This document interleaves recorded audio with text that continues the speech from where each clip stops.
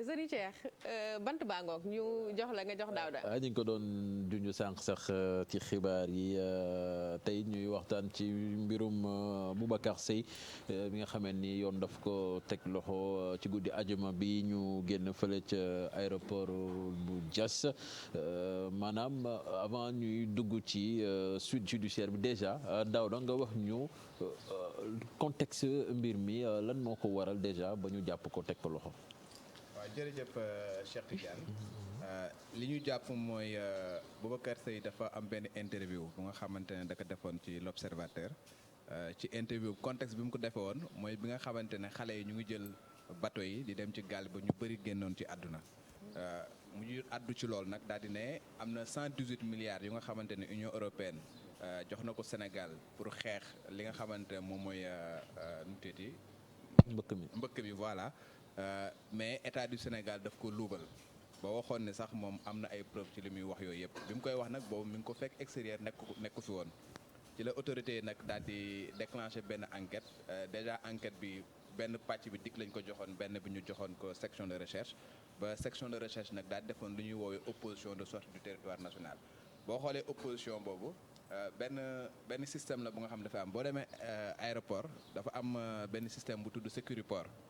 Sécuriport boobu nag ki nga xamante moom mooy police de l'air et des frontières moom moo koy gérer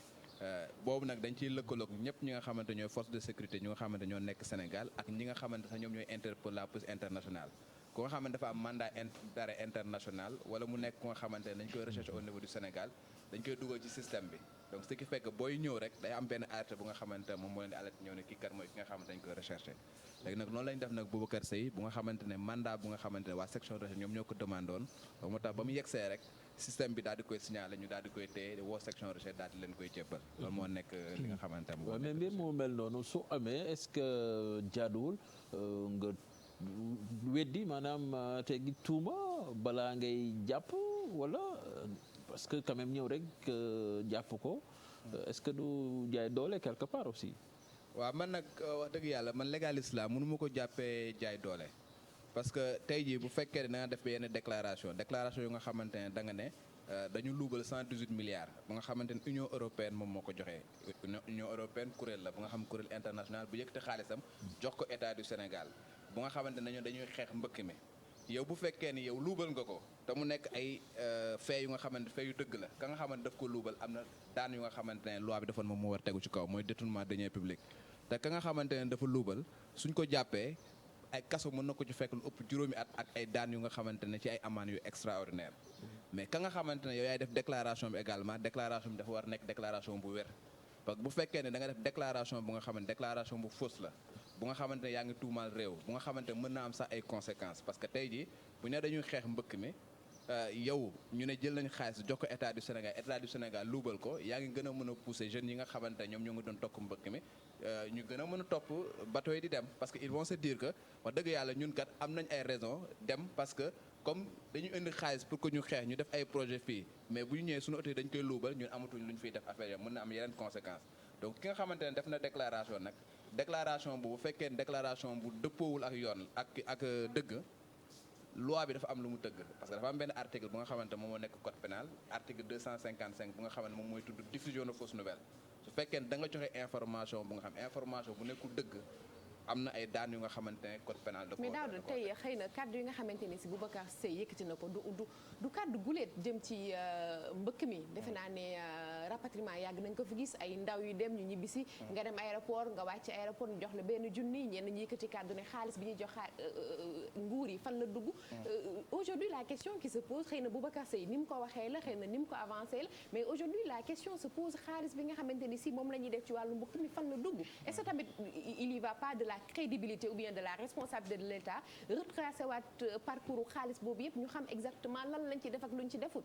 waaw non d'accord naa ak yow parce que bu fekkee nañ ne règle de transparence ñu ni tey boo jëlee Union européenne parce que ñun gis nañ par exemple le Frontex bu nga xamante ne dañ ko fi kuréel la bu nga xam ne dañ ko mettre en place pour xeex contre l'immigration clandestine gis nañ ne ay kuréel yu nga xamante ne yu naa laa koy wax sax yu Europe yu bëri ñoom ñoo ci nekk que mu nekk France que mu nekk Espagne et consorts gis nañ ni peut-être am na xaalis bu nga xamante ne Frontex da ko doon dugal donc normal na état du Sénégal mu retracé wax ne nangam lañ jot fii lañ ko dugal fan lañ ko dugal fan lañ ko dugal loolu normal la je suis d'accord avec toi mais dama ne nit ku ci nekk également bu fekkee ne da nga ñëw ngay yëkkati ay tuuma yu nga xamante yaa ngi koy teg ci nit wala nga koy teg ci république da nga war a am ay preuve tuuma yooyu nga xamante ne moom nga jóg bu fekkee ne da nga ne da nga yor ONG nga am lu nga xamante ne yaa ngi koy wax def déclaration ñëw ne 118 milliards parce que c'est un chiffre rond da nga ne 118 milliards. léegi c'est précis en fait. c'est précis su fekkee ne da nga ne nangam génne nañ ko ci xaalis jox ko pour que ñu xeex nangam war nga am preuve yi nga xamante ne moom mooy été déclaration yi boo ko deful rek boobaa da yoon day dal ci kaw parce que article 255 lu ma la wax également mën na dal ci kaw. waaw léegi ban. Sénégal pour mu xeex mën mi mais ñi nekk ci nguur gi ñoo ko séddoo c'est-à-dire moom loolu la ci dolli ñi nekk état bi que ñoom ñoo ko séddoo waaw parce que comme mooy li ma la wax loolu boo ko waxee ça veut dire que am na ñoo tuumaal te ñooñu normalement bu fekkee li nga wax dëgg la ñooñu dañ leen a war a jàpp pour détournement de deniers publics te boobaa kaso la ñuy dem plus de 5 ans moom moo nekk li nga xamante moom la loi bi prévoir ak ay amende yu nga xam ne nañ dem sax ba seen àll yëpp ñu nangu ko état du Sénégal nangu ko mais su fekkee ni kaddu boobu nga xamante wax nga ko amoo ay preuve wala dëppawul ak yoon yow su bopp si boobaay loi bi ci yow lay mais mu mel ne organisation yi nga xam ne ñoom ñoo sàlloo xeex ak yelleefu doomu aadama yi ñoom gisee wuñu noonu ñoom lu ñu gis moo di jaru ko woon en fait. waaw xam nga man pour man damay bëgg woon chaque fois man légaliste la man damay wax li nga xamante ne maanaam daal li nga xam ne moom la yoon tëral. waaw li nga xamante ne man du ma bëgguma interpréter parce que bon nekkuma ci kuréel défense des droits de l'homme man dama jàpp ne lii mooy li nga xamante ne moom la yoon tëral. tey jii mun nga def déclaration liberté d'expression dafa am mais liberté d'expression dafa ànd ak responsabilité bépp booy yëkkati kaddu bu nga xam yaa ngi koy jëmale ci nit wala yaa ngi koy jëmale ci institution il faut que kaddu boobu nga vérifier d'abord la véracité kaddu boobu avant nga koy jibal parce que bu fekkee defuloo ko rek après conséquences yi mooy lu mel ni mën na la dal. voilà tey jii ci lundi may ma moo il n'y avait pas une interdiction de sortie est-ce que violewul interdiction de sortie bi ñu ko def. non amul woon interdiction de sortie parce que nekku fi woon mi ngi woon extérieur. donc d'ailleurs bi mu jógee Espagne di ñëw si lañu koy jàppee aéroport. voilà moom tey ci lundi lañ ko war a déféré. justement lan moo ñuy xaar ci dossier bi est-ce que dañuy dem procès comme ça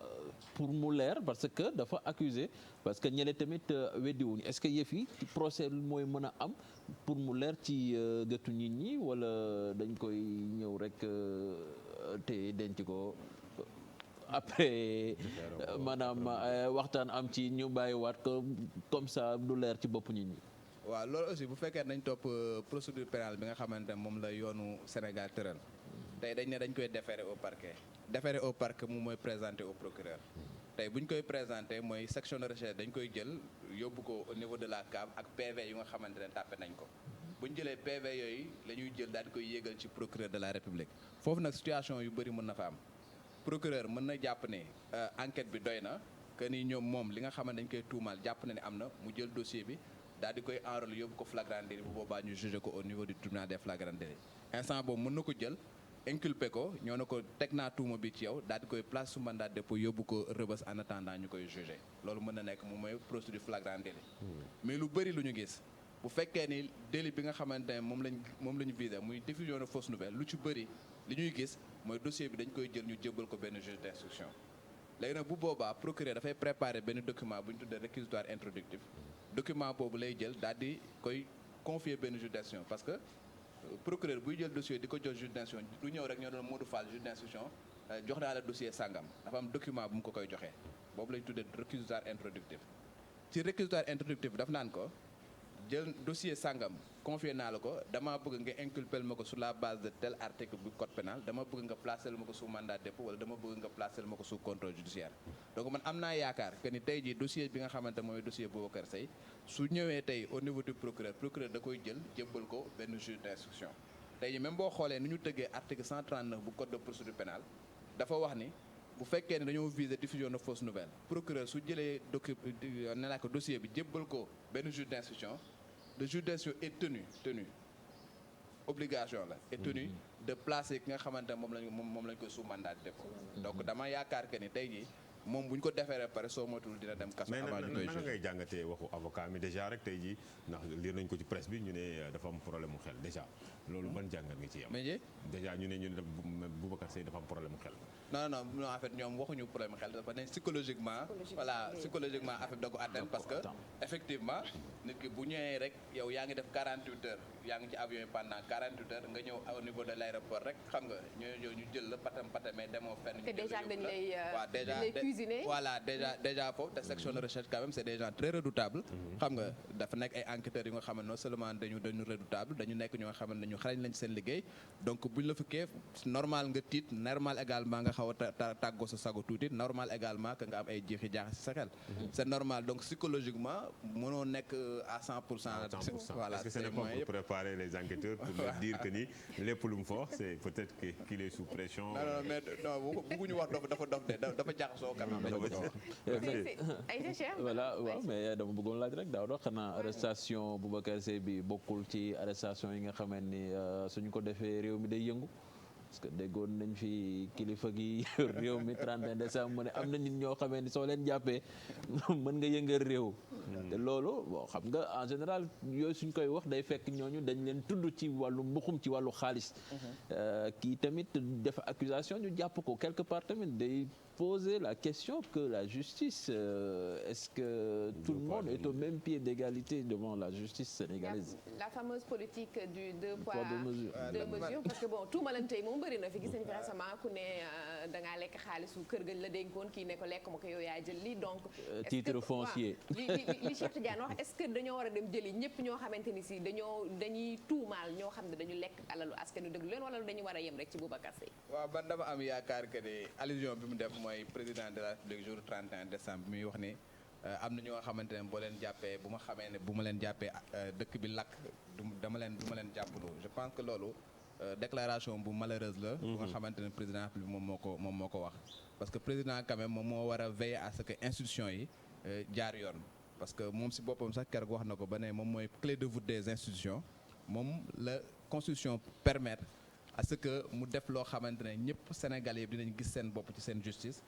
institution yëpp mën a dox convenablement donc bu ñëwee moom si boppam def déclaration wax ni am na ñu nga xamante ne du ma leen jàppalu parce que mën nañ lakk dëgg wala nangam ak nangam je pense que un état doit être fort et que ñëpp ñu nga xamante ne dañ jàdd yoon dañ leen a war a teg yoon amul ma Samba amul ma Demba. la loi cesse d'être pour tout le monde finalement. voilà bu waxee noonu. moom mooy notion universalité bi ñuy wax justement bu waxee noonu moom si boppam day accréditer la thèse selon laquelle il y a du 2 poids 2 mesures. am na ñu nga xamante ne am naa sañ-sañ ñu teg leen seen kaw parce que dara du ci dikk mais am na ñoo xamante ne kenn du leen laal parce que boo leen laalee dëkk bi tàkk affaire yi alors que loolu waru am dans une république képp ku nga xamante ne tu es en marge de la loi je pense que dañ laa war a teg yoon parce que les lois sont faites pour des hommes et doivent être appliquées sur des hommes et je pense que ki nga xamante ne nag ñoom ñoo féete kaw ñoom ñoo war a veiller à ce que loi yi ñu koy appliquer ci tout le monde pour mu am